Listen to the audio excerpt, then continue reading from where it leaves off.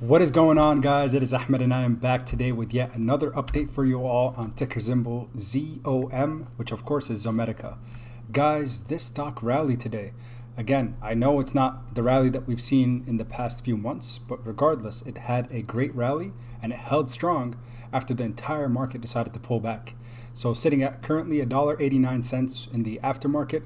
If we look at the S&P 500 quick, you guys can see today I thought we were going to have an amazing day, but it looks like it was just another one of those bull traps where the market went up about 1%, the overall market, the S&P 500, and then we did have a pullback significantly in the last couple hours before the market closed. So again, I was pretty sad to see that because having that kind of momentum and that kind of push really did help a lot of the stocks that we were all in. I think at some point today we were up, let's see, just for even Zomedica, got to almost $1.96. So we almost broke through that $2 resistance.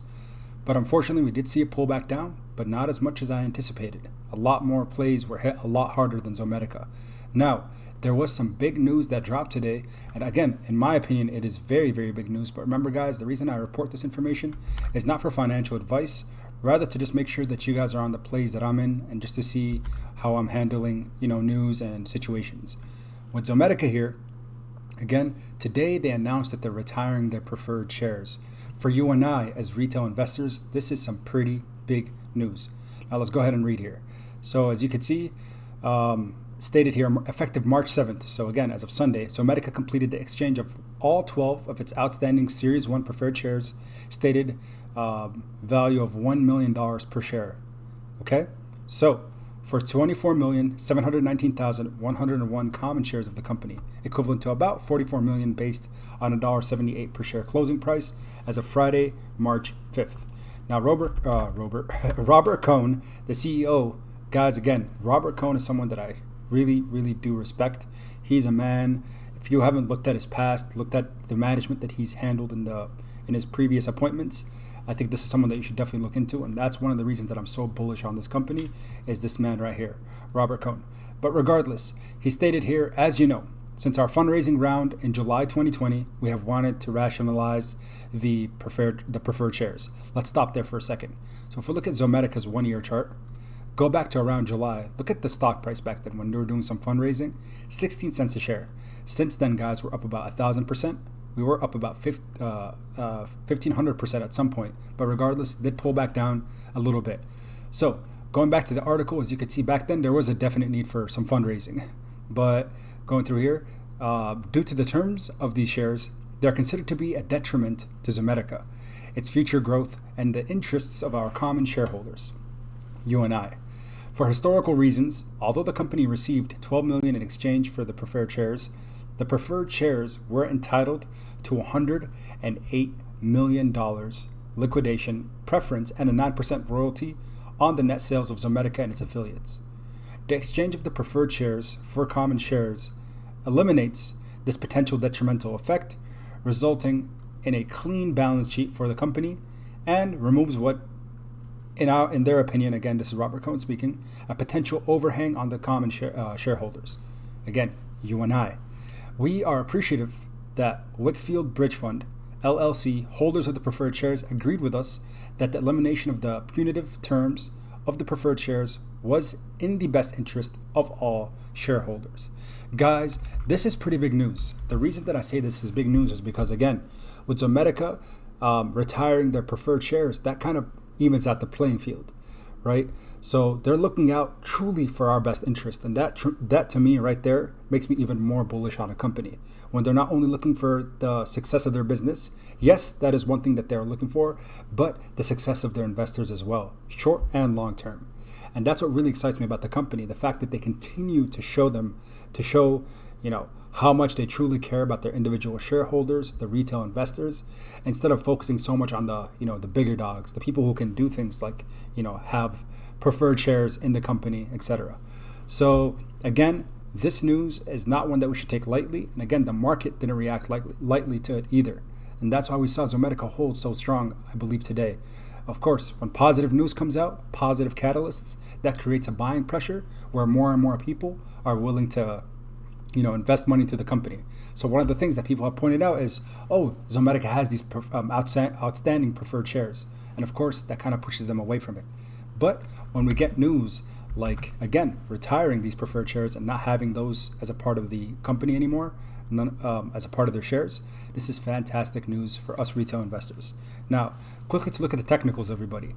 Guys, again, I started really getting into technical analysis because I truly think that it is something that we can use as a very good resource. But as you can see, for Zomedica, plain and simple, on the left-hand side, here, you can see the support and resistance.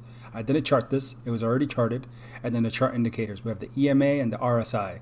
So currently, the RSI for Zomedica 51.77. Anything over 70, overbought. Plain and simple. Anything under 30, oversold. So Zomedica is somewhere right in the middle. And that's why you can see the overall in the short term, it is considered neutral. Intermediate, it does have a very bullish pattern. And then long term, very bullish as well. Now, the resistance, $1.94. As you guys can see today, guess where we got to? $1.94. $1.96, I think it was. So we broke resistance, but unfortunately we didn't hold strong because, again, the overall market decided to pull back, creating, again, a selling pressure in a lot of people, for a lot of people, especially the paper hands, if you will. Not everyone has diamond hands, guys. I know a lot of us do. And I told you guys, leading up to the Truforma launch, I'm going to be holding strong, setting the trailing stop loss nearing the end of the month to ensure that we do protect our gains that we make throughout the month, throughout the whole 2021 so far. If you've been in with me, you've been in it since 44 cents a share, or some people I know were in before that. So again, in further news, the first group of direct Zomedica field personnel have completed their training in anticipation of the commercial release of Truforma.